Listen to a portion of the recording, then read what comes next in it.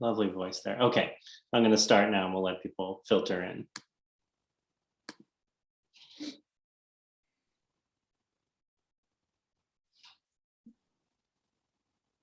Welcome, everyone. I'm just going to give it a few moments here as people settle in front of their screens. Good afternoon from California and good evening from Norway. Roy Jacobsen is here with us. Good evening to you, sunny California. Or you have rain today? We have rain today. Yeah, we want the rain. Yeah, of course you do. We'll take the sun tomorrow. And I can say, as people are settling in, Roy, it's a true honor and pleasure to have you here. I've been thinking and living with these books for the past few years now, and talking with people, as I mentioned to you before, that we had a book club pretty early on in the pandemic, and I think for a lot of people, the Unseen and subsequent volumes have kind of proven to be, I don't want to say an escape because they're not an escape, but they provide sort of, in the ways that great literature does, both solace and kind of like a shaking up and unsettling, this kind of paradoxical thing that I think great books can do. They can shake us a little bit, but also provide comfort in knowing that we're not alone and that our troubles are kind of universal, no matter how particular they feel. So thank you for these books. I have my full set right here. Also, I want to say thanks to Dan Wells and Erica and everybody at Biblioasis for all the work they've done with this, and for making such a handsome collection of books. Please tell them I'm so happy about the work that they have done for me. As I told you previously, writing in a tiny language that I do, Norwegian, we have 5 million people. We are completely dependent on good translators and good publishers that believe in us, to get heard, actually, to get our voices out. So, and I know to appreciate it, and so please say thank you to everyone that has been involved in this project. Biblioasis are the perfect publishers for this. They're daring, they're committed in ways that many publishers aren't committed, and that's it's always an honor to work with them. And I can say for other fellow independent booksellers like myself, I received several messages when we announced this event from booksellers across the US who told me they loved these books and they couldn't wait to catch the conversation now or the recording, which I should let everyone know we are recording today. There's no ideal time for any of these events to happen, so this will live on YouTube, which will get up later today, I hope. Roy, maybe to start, you have the first volume there. You have what we call the Unseen in English, and you might read a paragraph for us in its native language. We'd love to hear that. Yeah, just as a test, the sound of my voice, my language, my literature. Just a paragraph. På en vindstille dag I juli stiger røyken rett opp. Presten Johannes Malmberger blir rodd ut til øya og blir tatt imot av fiskarbonden Hans Barrøy. Øyas rettmessige eier og overhode for dens eneste familie. Han står I støa som foreldrene har lagt opp av fjærstein og betrakter den ankommende færingen. De bulende ryggtavlene til de to roerne og bak de svarte sixpensene deres, det smilende og nybarberte ansiktet til presten. Da de kommet nær nok, roper han. Norwegian. So what part of the book is that from? That's the first sentences in the first volume. I actually started, I waited for like 30 years to find a voice in this novel, because this actually was instigated when I was a young child. I'm born and bred in Oslo in a working class area in Oslo, but my mother came from up north. So every summer we went up there as a so-called holiday. It was, of course, a labor camp because we had to, my sister and me, we had to help grandfather taking care of the hay. We had to go to the sea. We had to catch fish and do all the work like everyone does in the normal districts of this world. And I came across this story about a lot of people living out on small islands along the coast of Norway. And got to know one, an old lady who had actually lived 53 years on an island alone with her own family. And she was moved to a bigger island where we lived in 1963. 53 years, that's about the double of what Robinson Crusoe spent on his island. And I started, I was baffled. I couldn't understand this. I came from Oslo. I was a spoiled working class kid, but spoiled compared to this. It was Stone Age. And so I started my investigations, and I became, later on, I became her friend, and we were neighbors after I finished university. And I learned her life story, and I always thought I must write something about this. There is one story when I was a small kid. I was out rowing with this woman, and I asked her about everything: the birds, the mountains, the weather, how to catch fish, how to slaughter them, and do everything about it. And I once asked her, what is that bump on the horizon out there? And without turning around, she was rowing. She knew what I was pointing at. She said, that's the most beautiful place on earth. And that stuck with me as a 6-7-year-old. And I came back to that, and I learned that she had, after she moved from the island, after 53 years to this bigger island, she never went out again. She never ever visited this island again, although she lived until she was, I think, 93 or 94. And this is a great story. But what is going on literally on an island like this? I struggled with this thought for years and for years and for years. And I've been writing a lot of novels in the meantime. But then all of a sudden, I don't know how that came, but in 2010, 2011, something, Saturday afternoon, 12 o'clock, 11, I had the idea of the first line. Now I know how to write this book, finally. And I did. And normally, when I've done a book, I'm so fed up with it afterwards that I start a completely different project. But this time that didn't happen. I had more. I had to say more about these people. So I started the second volume. And after the second volume, I thought again, this time I'm finished. No, not at all. So a third volume came to me, and I wrote that one.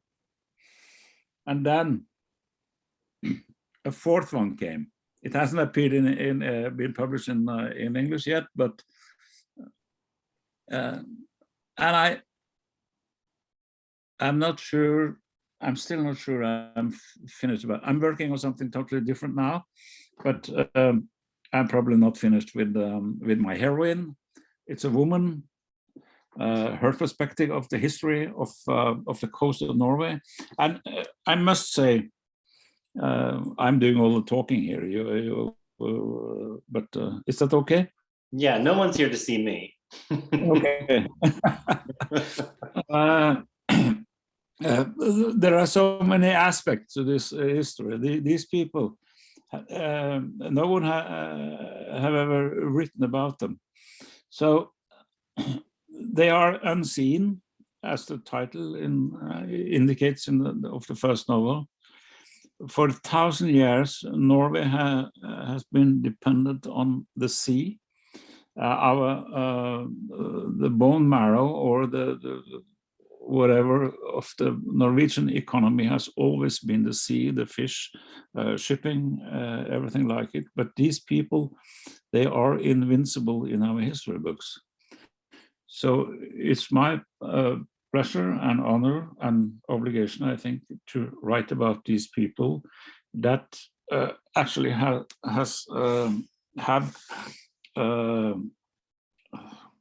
been the economical backbone of my nation for so many years. Yeah. And being unseen, and so much of what you do in the novels. And I will say to people, we're going to do our best to avoid any spoilers for those of you who are reading them now.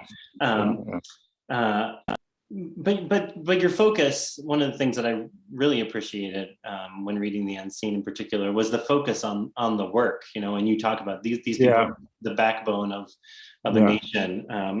And there's obviously, it seems like you take great delight in elaborating on this work. It can be trudgery, and it can be slow going, painful, hard, and it is all these things, hard work. But talk a little bit, but you said your background was working class.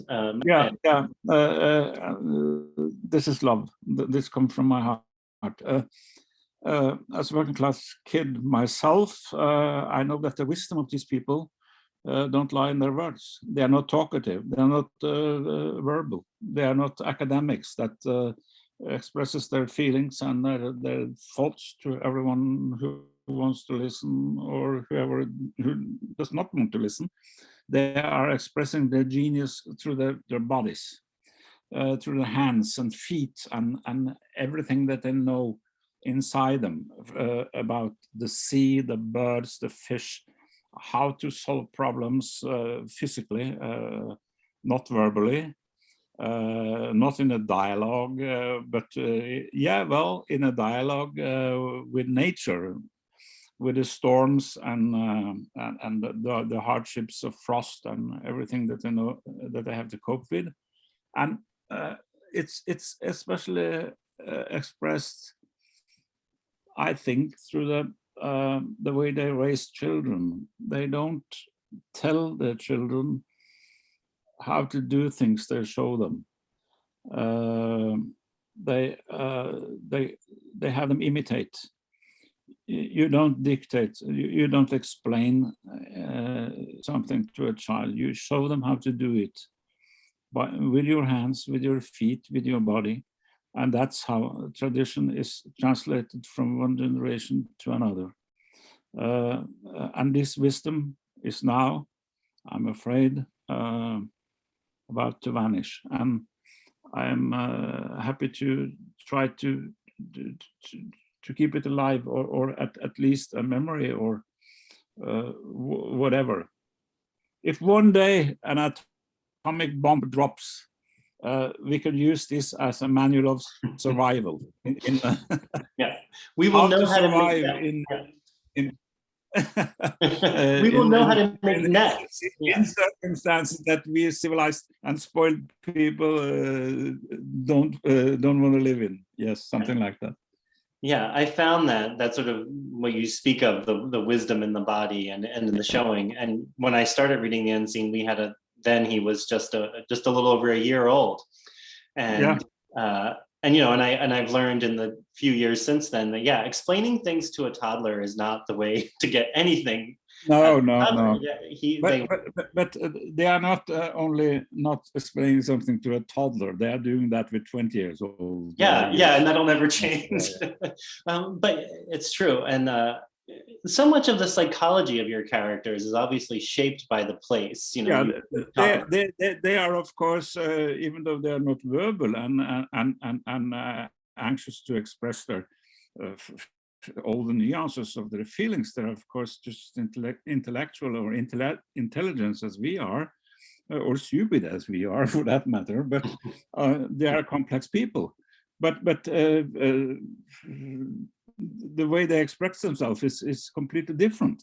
and it's easy for someone outside to frame these people as backwards or someone who isn't cultivated or doesn't understand the world, which is completely wrong. These are the most interesting and admirable people I have met in my life. Not only admirable, that there are assholes here too,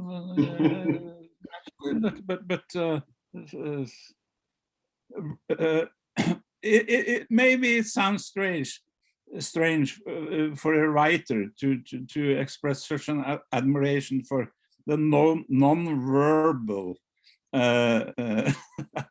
existence, the non-verbal life, but that's a fact. Yeah. Do you feel like that needs any kind of reconciliation with you as a writer in this world? Do you feel, how do you know that, maybe a better way to phrase this, how do you know you're doing justice to a non-verbal type of person? Do you? I don't. Yeah. I don't. I will never get the idea of doing justice to portrait someone else. The first tool you have is humility and your questions and your empathy, but you can never reach the bottom of another person. But you can try, and that's my tool, and that's my compass. That's how I work. I try to know the other. And I will say, as a reader, it's your gift as well. You know, one of the great pleasures of reading through the series is watching Ingrid grow as a character, and you get to know her more. But there's also this kind of fundamental, as you just mentioned, kind of alluded to, this fundamental mystery at the heart of a character. Yep. And I appreciate the sort of the way it is in all of us. Yeah. A mystery, and I guess you won't know the inner heart of yourself if you're honest. If you really think about it, who am I? What's the answer to that question? And then you are an author, a poor author who's trying to understand another person. You can never have a complete success in this endeavor, but you can try, and trying is my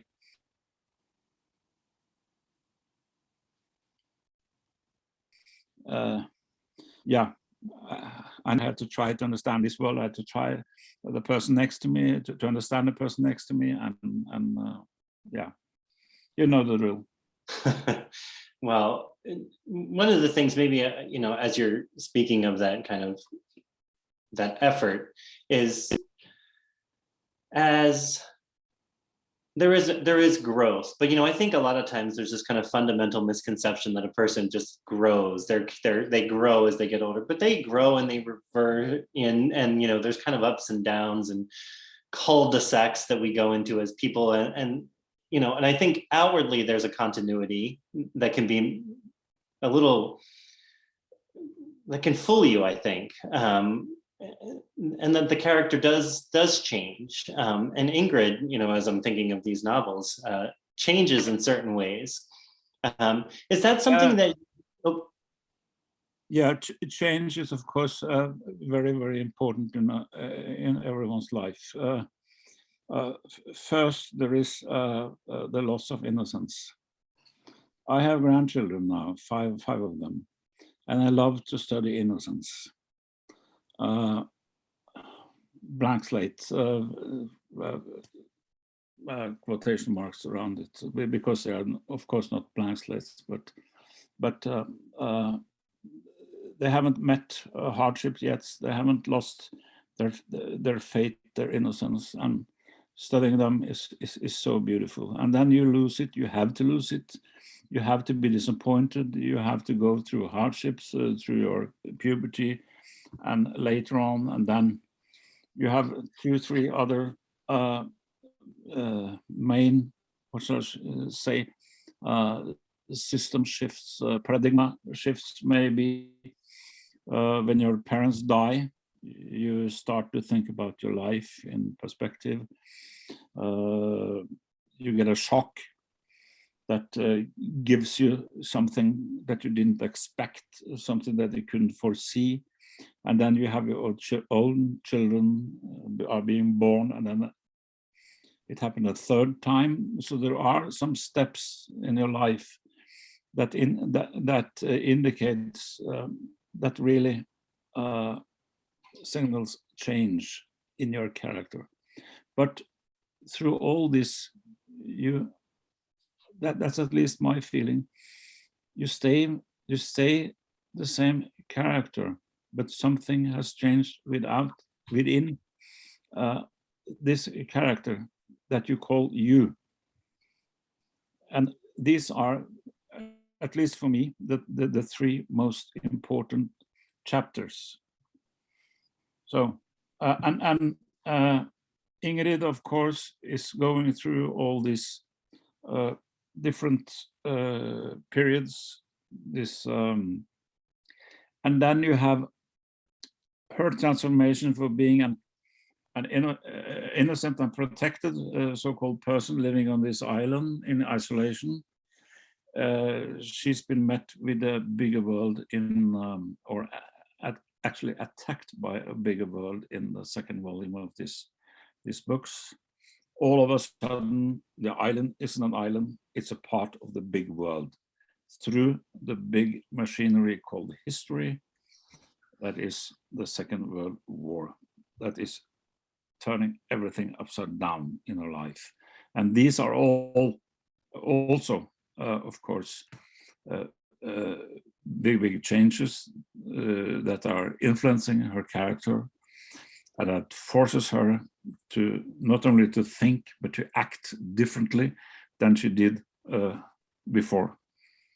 And about change, it is of course the fact that all of a sudden you do something, you act like you didn't yourself believe that you could act. There is something new in you. All of a sudden you, wow, how could I do this? How could I manage this? Or how could I not manage this, so to speak? And I am following my main character through all these phases in life. Yeah, at least a little. Yeah, that you mentioned that sort of the continuity of character, and then sometimes the discontinuity of action when you find yourself in a situation where you are forced to make a decision, or not even to grow out yourself. There are out of character situations in everyone's life, I think. Yeah, and that's a like, I think that's also a very interesting part of the development of a character, or rupture of the norm. And that development from the island, which initially seems like it's an isolated part, and then obviously it expands outward, because as you said, no one is, I mean, the famous line that no one is an island. No one is an island. No. Yeah, no island is an island either. Right. But it's a cliche, but it's true. Yeah. One of the other kind of great characters, and I conceive of it as a character, is the weather. The weather along this coast, it changes things, it alters things, it makes things harder, or easier. And so you've obviously, you've lived with this weather and for years. Yeah. The weather is a dictator. It can be God, it can be the devil, it can be and you have to know it, you have to study it, you have to learn to live with it, to read it, to be prepared for it. The weather defines your humor, your happiness, your sadness. It even governs your possibility to go out and fish. That is it's influencing your economy, your everyday life. It is, without weather, there is no life. Life is you can't survive without knowledge about the weather. so to speak, and it can be your friend and it can be an enemy. It's like the one chapter I've written about the storms, for instance. It's so terrible, you can't believe it. And then you have a summer day, and it's the most beautiful place on earth, and where everyone thinks they're living in paradise, but they are always, you have to be aware of the weather. Yeah. At least in this part of the world. These people are living, these people are man and nature, man versus nature, man with nature, love with nature, hatred with nature. They are completely enveloped in their ability in nature and their ability to cope with it and to love it. Yeah, it's a complex relationship, like any human relationship, and it's like love. Yeah, and there's always an eye pointed out toward the western horizon there. You know, and obviously, you know the psychology of people who are ocean facing, right? Like there's something there's that elemental kind of maybe belittling force that makes you feel your own sort of lack of grandeur. We can talk about that. If you want to feel small, if you want to feel the insignificance of your own person, you should visit the coast of Norway in winter, and look for a storm, and you should go out on the utmost island, and you should just be there for 24 hours, and you will feel it. But you have earthquakes in California. Yeah, we have earthquakes. It's something like that. When you are used to stand on the ground and you trust it, it will carry you. You will always trust the ground, and all of a sudden it's gone. It's something like that. Yeah. It's obviously a disconcerting feeling, but it's also it's sort of a very it's very disconcerting. It's an important thing to understand, right? And to have the weather be a reminder that we are not as powerful as we think. We are powerful, obviously, but we're not as powerful as we think. And and sort of the resilience of these people on this coast for centuries. And not even just like eking out a living, but providing economic basis for an entire country and beyond is pretty remarkable. One of the things I wanted to ask about, I want to get to a little bit about translation later, but one of the things I did want to ask was sort of the way that your language changes through the volumes, because it does feel to me that as Ingrid in volume 3 kind of heads out, will be vague, which heads out onto the mainland and begins this kind of biblical journey, it feels to me. Very, very, very good observation. I love it. Of course, it's a biblical journey. Yeah. This is Maria with her child. Yeah, literally strapped to her, right? Yeah, strapped to her, and showing the child to everyone she meets, and have you seen these eyes before? Yeah. And of course it's biblical. Yeah. And your language, you can correct me if I'm reading, but the language in which... No, I totally agree. I've done it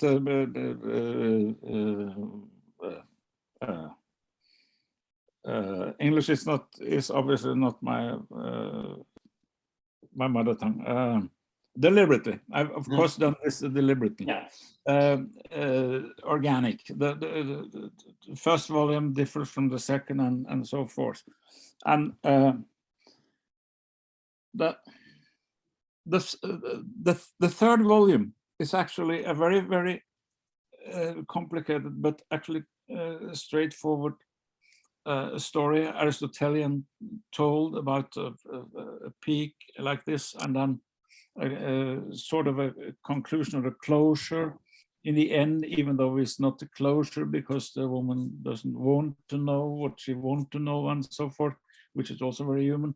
But it's a story about the perspective of post-war Norway is completely by her. and her little child, and she's walking through the country that she don't know. She's just as foreign in the mainland Norway as I will be in China, and she's wandering about with her children and trying to find the greatest love in her life again. A man who has become a myth for her, and she can't let go of him. And through this journey, she's meeting a lot of people who have their own histories, their own stories, their own lies, their own kind of cheating, their own happiness, their own problems, and she doesn't understand it, but she tries to understand it and interpret it, and she's doing quite well for her own, to at least to be a person that can map this country, I hope, after the war, and the complex situation in my country after the war. That was very theoretical, maybe, but yeah, anyway. Well, can you talk a little bit about that? You know, the complexities of a post-occupation country. Yeah, if you see, America has never been occupied. Fortunate people, but if you're occupied like 5 years, as we were, normal people, most people, have one way or another to come to terms with the occupants to survive. You have a choice, not spelled out to you, but you will feel it. What do I do now when the Germans are occupying your country? Will you grab a gun and go into the woods and start to shoot German soldiers? Or would you take care of your 3 children? And the most people will choose the latter. And this is completely human, but these people are not necessarily heroes in the aftermath when people start to write stories about this war. And when the war is over, a lot of people have been have done things during the war just to survive. That makes them not very proud after the war. They maybe, or at least I have heard my father and my mother speak about this, and you will think about, could I do more to fight the Germans? Could I be more of a hero?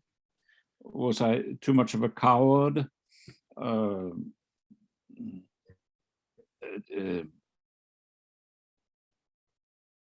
Did I do business with, for instance, after the war? And then, of course, you start to edit your own memory. And you start, this is also very human. You will probably start to ameliorate or making it better than it was, which is very Freudian, but human. And if we get a narrative that is not comparable to what's actually happened during the war, you start, there will be what you would call an addition or a lie, or yeah, all the nuances in this aspect of interpreting your own future. And this is the aftermath of the war that my main character is walking through, meeting a lot of people who are in the middle of this editing of their own life with guilt, maybe bad conscience, maybe losses that they have suffered. And some of them don't want to talk about it, some of them want to brag about it, some of them, no one is actually telling the truth. And Ingrid senses that, but she's not able to encode it, to decode all the messages. So she's actually walking through the country as a mystery. It's remarkable to hit upon that action, her walking through a post-war, post-occupation country. And it's actually based on a true story. So Yeah, it's it's one of those things that I had read that somewhere, I think in an interview with you, as well as the shipwreck. Can you tell us a little more about the shipwreck? Because I had no idea that this was no one in Norway Yeah. either. It's become a collective secret, actually, in Norwegian history. No, in the 1944 last part of the World War, the Germans started to evacuate the northern part of Norway because they were beaten by the Russians in Finnmark, up north, Murmansk, Finnmark, and they shipped a lot of the people south along the coast of Norway, and they also shipped their prisoners of war, which were, of course, a lot of Russians. And on one of these ships, there were between 2,400 and 5,000 Russian prisoners of war. And some idiot in England had found out that this ship was transporting German troops to Central Europe. And they ordered an attack on this ship done by RAF, the English Air Force, and they actually killed twice as many people as was killed during Titanic. Innocent prisoners of war, Russian people, most of them. And it has been forgotten. If you ask people, I did when I wrote this book, I asked people, have you heard about Rigel? And no one had, not even in Norway, not even academics, historians. Most of them have never heard a word. And the control answer is, of course, the question is, of course, have you heard about Titanic? And everyone has, because Titanic is a symbol. And Rigel is a symbol of everything that you want to forget, even though it's twice as big, twice as many people died in the Rigel catastrophe as they did in Titanic. And there are, of course, a lot of reasons for this forgetting. First of all, the Russians, Soviet Union, was our ally during the war. After the war, 2 years after, we have the Iron Curtain come down, they became our enemies. The ship was sunk by our ally, the Brits, who still were our allies after the war. There were not too many Norwegians aboard on the ship, 27 only. So there are several reasons for forgetting this, but still, I find it very, very strange that we haven't even today been able to recognize what's actually happened here at the coast. And it's even worse to, if you go to a bookstore, if you go and talk to people in the region, and there are so many people who have never heard about this. And I find this a terrible example of how you remember your own and forget your neighbor. And is it true that you could see the wreck still? I have seen the wreck as a 17-year-old boy. I was with my parents up there, and the wreck stood there for 26 years after the war, with its the bow, is it called the bow? Mm-hmm. Up on the sea in a beautiful place actually called Rosøyvalen, and we can see it from the shore. And the summer of 71. Finally decided, when the Norwegian state finally decided to bring it up, they first, of course, emptied it, and they found 1,110 skulls inside it that have been there in a grave for 26 years. And they stuck everything in a mass grave nearby this place. It was also a scandal without measure in Norwegian measures, at least. And the ship was taken to somewhere to be cut up and been melted to new iron. But again, without much public interest, without a scandal, there was yeah, and I had to write about this. And yeah, and so that's at the heart of these novels. It's sort of at the heart of the novel. During this catastrophe, some of the victims managed to escape, and some of them managed to swim or drift on floats or wrecks to the islands around this the site, and one of them is a character in my novel, and who of course is the main character in the most beautiful love story that I've ever written. And it is the most beautiful love story I think I've read. There is such there's an ache to it that is real, and obviously the historical you should combine tragedy and hope in a way that you make people want to live further on. Yeah, and one of the things that I really admire about the books is there's no kind of nostalgic looking back. This isn't a, I think a lot of times books that get categorized as historical fiction are just that. They're just sort of nostalgic looks, but this is literature in a way that it doesn't fall. It's not pat. It doesn't, and so I admire that. I admire your ability to kind of weave these strands. Yeah, and nostalgia, of course, is a pitfall number one, actually, if you write historical novels. And I have no,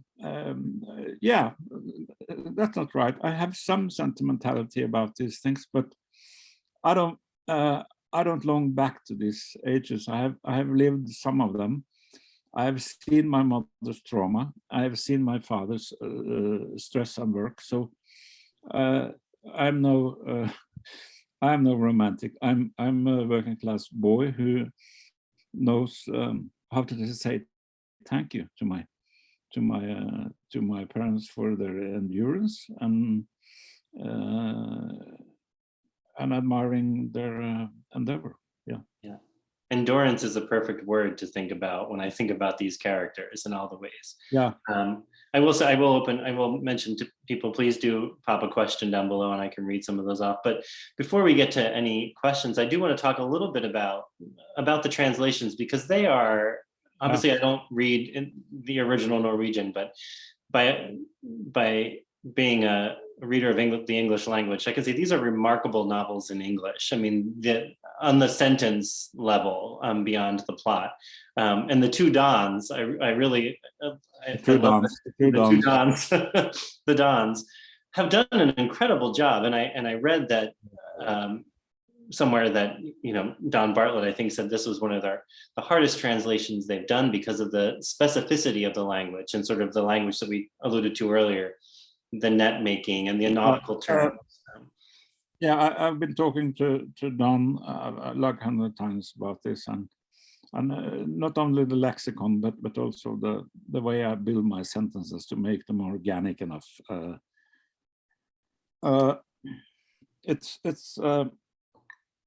It's amazing, as far as I can be the judge of, to see the result.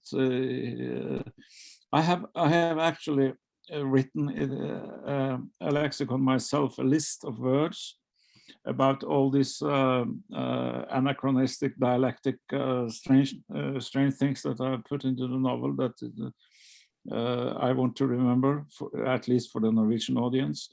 And for me, myself, I want to keep these things. They should not be forgotten. and it contains, as of now, between 400 and 500 words.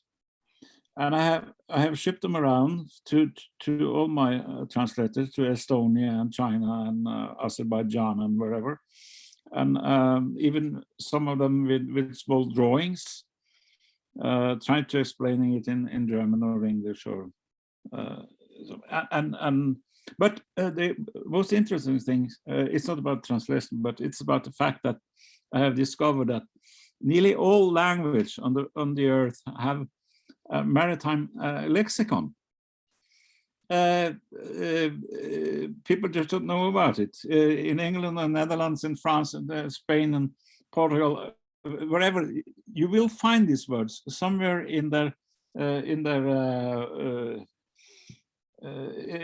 history, in the treasury, that they will find these words and they will be able to translate them. But to dawn and dawn, it's a dynamic of the language that I have been able to keep or translate into English that I admire most.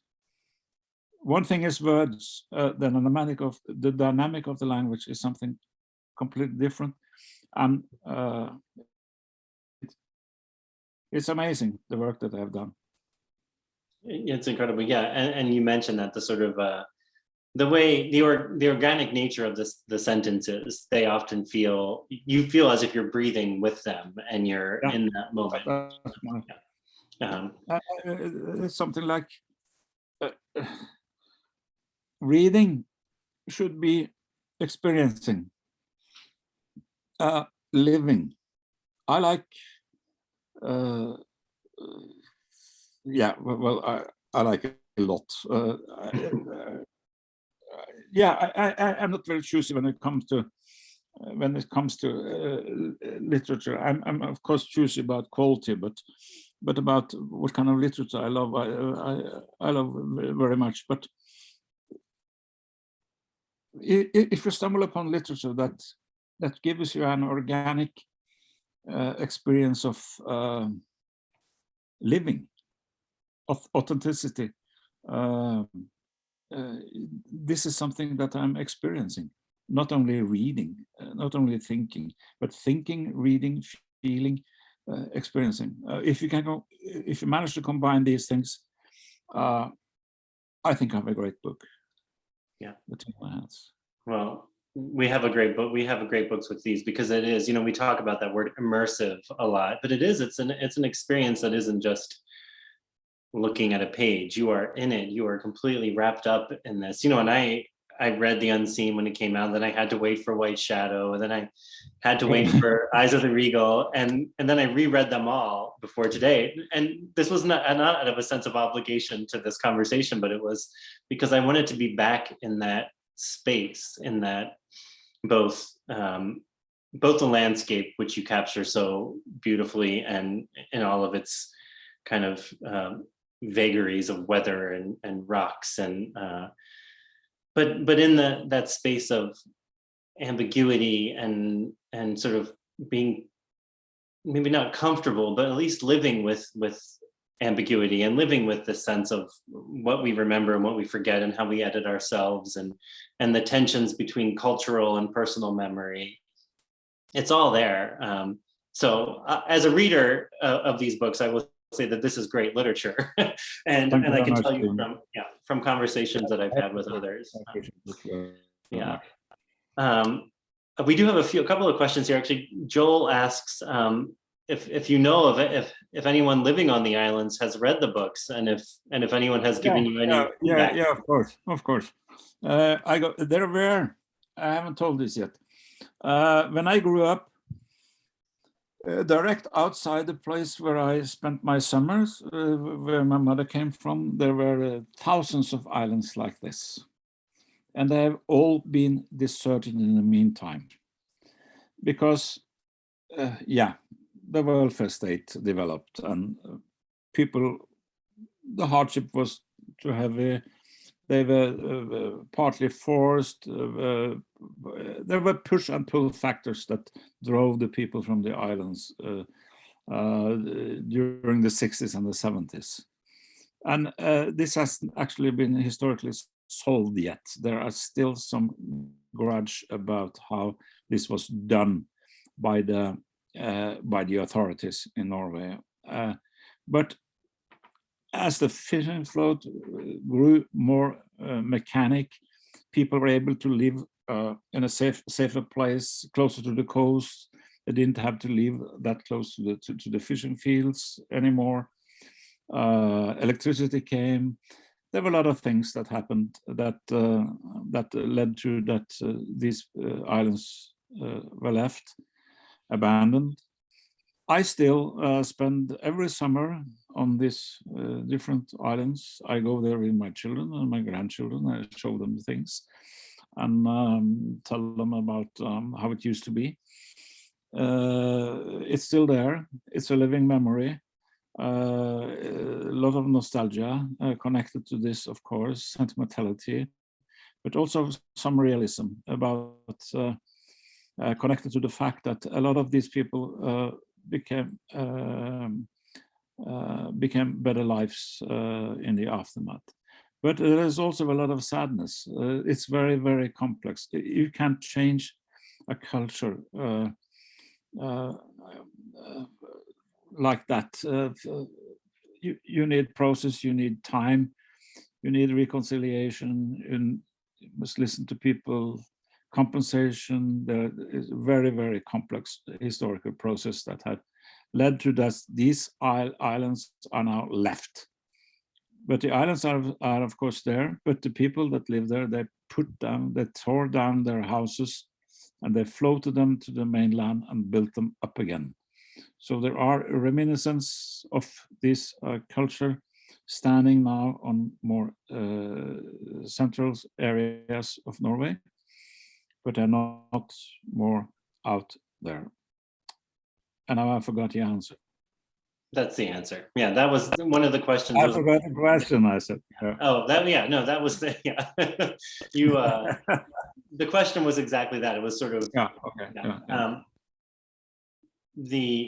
And someone else asked sort of like, I think you just touched on this as well, sort of how in a democratic socialist country, there is that reconciliation that you referred to as, these islands are abandoned and people's lives become easier in some way and probably harder and a little more homesick. Yeah, the interesting thing is this didn't happen through dictatorship from the social democratic government.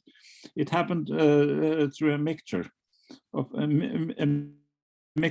different forces. The forces within, the persons on the people on the coast, and the forces in the government. It was, I wouldn't call it a dialogue because it was quite rough. But the fact is, these lives, no one of us living today could have endured on this island. That becomes that's very apparent when you read these. We don't have the knowledge. I mean, even like the knowledge for the, well, as we kind of wind down, I know it's late for you. So also I want to thank you for staying up with us. Yeah. And also, and I will mention one more time because, we actually here on the coast, was a big power outage. So we lost a bunch of our audience who can't log on today. So I'm going to get the recording up immediately after this. But Dan Wells at Biblioasis tells me he just got the 4th manuscript for the translation of the 4th, Just a Mother, I think will be called in English, in hand. And I think he told me that just to give me, I'm going to have to write and see if I can wrangle a manuscript out of him. But, so that's coming down the line. I sort of wonder, we talked a little before we came on about some of your other work that if there was one of your books that hasn't been translated or made available in the US yet, could you pick just one? Is there like a book of yours that you feel like we should, beyond these, advocate for and send letters and petition publishers to publish here in the States? Yeah, it's one that's called The Victors in Norwegian, Seierherrene. It's just been translated into French, and it's a very, very, very big book. It's about the 3 generation it's a family saga, actually. Partly historical, partly contemporary novel about 3 generations of one family following something that we have talked about today, and something completely different. It's also a lot about how this country came to be as it is, because we started out, as you may know, as a very, very poor country. We have never had famine, though, but still poor. After the Second World War, we were on the level of Albania and Portugal. And then we struck oil in the beginning of the 60s, and we had this huge change in history that not even a war could give us. And we became stinking rich during 2 centuries, and 2 decades. And the Norwegian society completely changed. And these changes are, I think, very, very interesting. And I'm following through this novel, a lot of people that are just as estranged as I am, who have been living through these phases of our country. So it's called The Victors, and it's based on my own family saga, actually, although it's not a biography. It's not something, it's personal, but it's not private. All right. We're gonna this novel has been my biggest success ever, actually, and I think it's a little bit strange that it hasn't been published in English yet, but a lot of other languages, and I'm still quite happy about it. So great. I'm gonna send every publisher I know our sales numbers. The French edition will appear in August, I think. Oh, great. Okay. I can read it.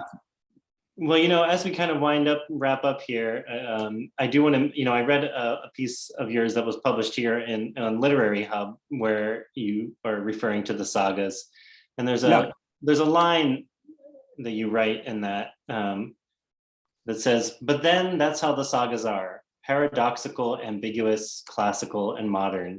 And to me, that felt like the perfect summation of these books, the Barrøy books. And I just want to, again, thank you for these books and for more to come, and for taking time today to join us. They really are. I think there was a novelist, we had an exchange just before this on Twitter, and he said, "The Unseen is literally," and I mean that, literally the best novel I've read that has been published in the 21st century. So I'm so happy to hear it. And thank you, Stephen, for having me. And let's talk again sometimes when we. I hope we can. Yeah, that would be a delight. Well, good night to you. And thank you everyone for joining us today. Good night to you in California. All right. Goodbye. Bye-bye.